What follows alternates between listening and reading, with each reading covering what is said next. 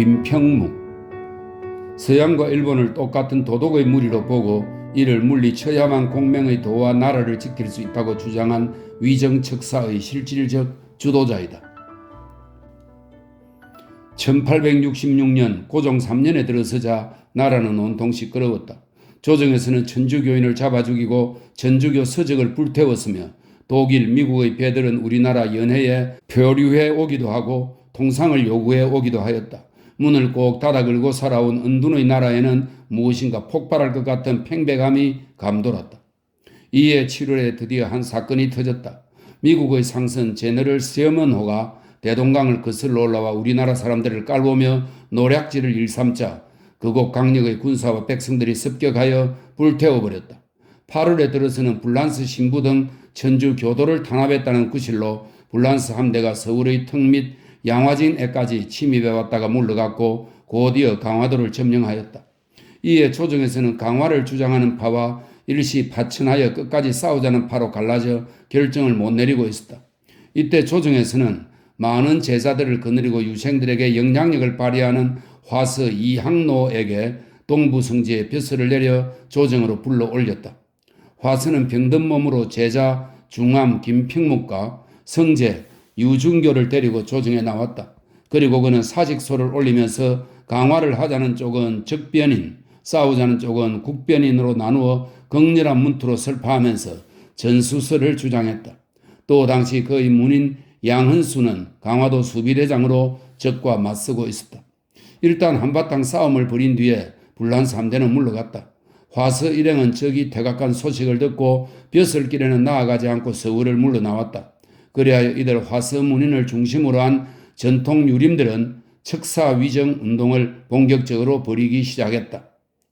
척사위정은 곧 외와 서양 세력을 배격하고 서양의 문물을 거부하여 첫째, 공명의 도와 둘째, 나라와 민족을 지키자는 것이다. 다시 말해서 인류다운 문화와 윤리를 가진 유교를 지켜 금수와 같은 야만의 세상이 되는 것을 막자는 것이다. 1868년 나라의 풍운이 더욱 세찬 속에 화서는 세상을 떠났다. 이제 척사운동은 제자들에게 맡겨진 셈이었다.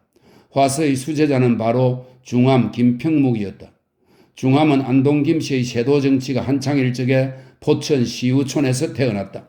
그는 가난한 선비집에서 태어나 7살 적에 이경설에게 글을 본격적으로 배우기 시작하였고 17살에 중광시에 응시하기도 했다. 그는 청년이 되어 여러 명사들을 찾다가 24살이 되어 양주 벽계에서 이름 있는 선비로 명성을 떨치던 화서에게 가서 글을 배웠고 또 충청도 형강의 거유 매산 홍직필에게도 제자되기를 청했다. 그러나 어디까지나 화서가 그의 스승이었다. 화서와 중암은 13살의 나이 차이였다. 그러므로 화서의 제자들 중에서 나이로 보나 연조로 보나 단연 중암이 윗자리를 차지했던 것이다. 어쨌든 중암은 화서에게서 공맹, 정지와 이의, 송시열로 이어지는 이른바 정통 학문에 열중했다. 그리하여 성리학과 경서 공부에 심취했다. 그보다 뒤에야 면함 최익현이 화서의 제자로 입문했던 것이다.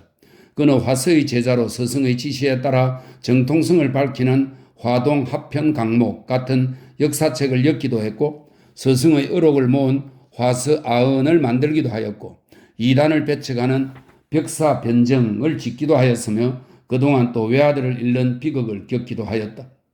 이럴 즈음에 병인 양요가 일어나 척사운동을 벌이기 시작했던 것이다. 그리고 화서가 죽고 난 뒤 이 운동은 실제로 그에게 떠맡겨졌다. 1871년에는 미국의 군함이 강화도 광성보를 점령하고 통상을 강요하는 사태가 일어났다. 그리고 1876년에는 끝내 무력한 왕조는 전통 유림들의 의지와는 달리 힘으로 일본에 굴복하여 이른바 병자 수호 조약을 맺고 개항을 단행하고 말았다.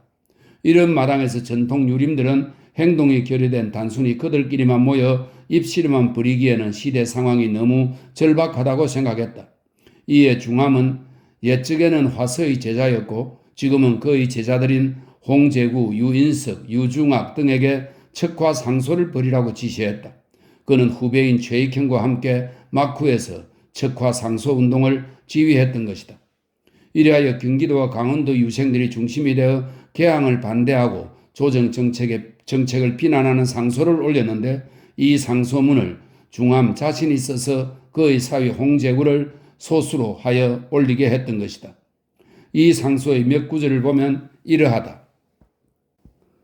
신등이 아침 저녁으로 돌아가는 꼴을 보니 예악은 똥구덩이에 빠지고 인류는 금수가 되었습니다. 이제 외놈들이 서양 오랑캐의 창귀가 되어 서양 도덕을 인도하여 우리나라에서 뜻을 넣는다면 이것은 맹자가 이른바 짐승을 거느리고 사람을 먹인다는 것으로 공자의 도가 소멸하여 다시 살아날 수 없게 되는 것입니다. 지난날의 외는 이웃나라였기에 화해할 수도 있었지만 지금의 외는 도덕이기에 도덕과는 화해할 수가 없습니다. 무엇으로 도덕임을 알 수 있느냐 하면 서양 도덕을 앞서 인도하기 때문입니다. 무엇으로서 서양 도덕을 앞서 인도하는 것을 알 수 있느냐 하면 외놈과 서양 사람은 동심일체로 날 안에 멋대로 돌아다니기를 여러 해 하였으며 서양배를 타고 서양 대포를 앞세워 오기 때문입니다. 곧 서양과 일본을 같은 도덕의 무리로 보고 이를 결탄코 끊어야 공명의 도와 나라를 보존할 수 있다는 것이다. 이들은 나라가 외족과 손을 잡으려는 일만 벌어지면 조직적으로 움직였다. 이동안 그에게 가감력 따위에 하찮은 벼슬이 내려지기도 했지만 그에게는 어울리지도 않거니와 어림없는 회유책이기도 했다. 그보다 앞서 개항 초기 개항을 반대하는 상소사건에 연루되어 최익현이 흑산도에 귀양 갔을 적에 그는 산속에 숨어 살고 있었다. 1881년에는 새로운 사건이 일어났다. 곧 개화파 김홍집이 일본에서 돌아오면서 중국인 황준원이 쓴 조선책략을 가져와 조정에 올리면서 그 내용을 국가의 정책으로 받아들이자고 한 것이다. 그 내용의 요지는 조선이 강토를 보존하려면 천국과는 친하지 않을 수 없고 일본과는 관계를 맺지 않을 수 없고 서양과는 연합하지 않을 수 없고 서학을 받아들이지 않을 수 없고 선교사를 맞이하지 않을 수 없다는 것이다. 이에 영남의 유생 이만손 등이 전국에 통문을 돌려 이들 개화 정책을 반대하는 만인소 운동을 벌였다. 중함은 이에 힘입어 그들을 격려하고 제자들에게 적극 협조를 당부하고 손수 편지를 써서 이만손에게 보냈다. 당시 중함의 제자들은 대부분 노론으로 남인 이만손이 벌이는 상소운동의 참여를 주저하고 있었던 것이다. 또 한편 그의 사위의 형제들과 그의 문인들은 경기와 강원도 유생을 중심으로 연이은 상소운동을 벌였다. 이 상소는 영남의 만인소 주동자들이 귀양가는 사태가 일어나자 이에 맞서 일어난 것이다. 이 상소문의 끝에 그 자신이 척사위정의 대의 명분을 밝히는 이론을 덧붙여 지어주었다. 수백 명의 유생들은 이 상소를 올리고 궁궐 앞에서 60여일을 버텼다. 그러나 임금은 경노하여 이들을 잡아들였다. 그리고 홍제학은 서문의 형장에서 참수되었고 신섭은 외로운 섬에 귀양가는 처벌을 받았다.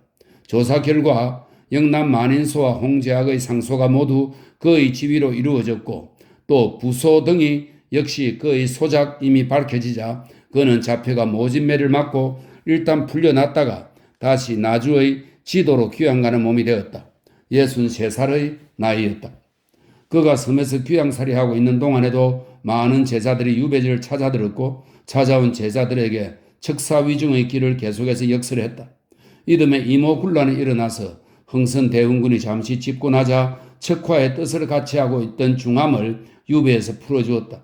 그 후 그는 갑신정변을 겪고 기독교의 정부 공인을 목격하면서도 별다른 큰 힘을 발휘할 수 없었다.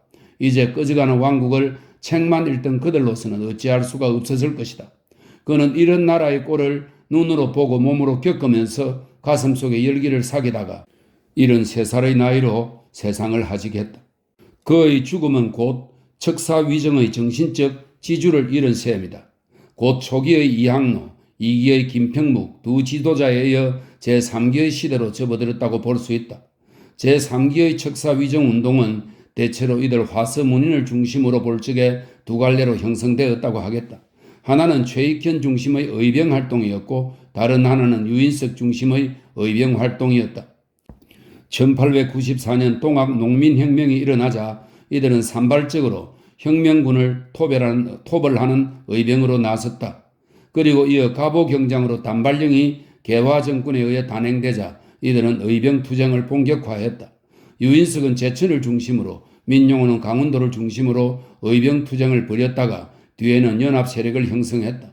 이때 최익현은 단발령을 반대하다가 투옥되는 몸이 되었다. 그 후 이들은 항일 의병투쟁의 중심 세력이 되었다. 그리고 나라가 일제에 강점된 뒤에는 만주로 무대를 옮겨 항일투쟁을 계속 벌였다. 나라가 망할 때 이들의 구국투쟁은 분명히 민족적 저항을 나타낸 것이었다.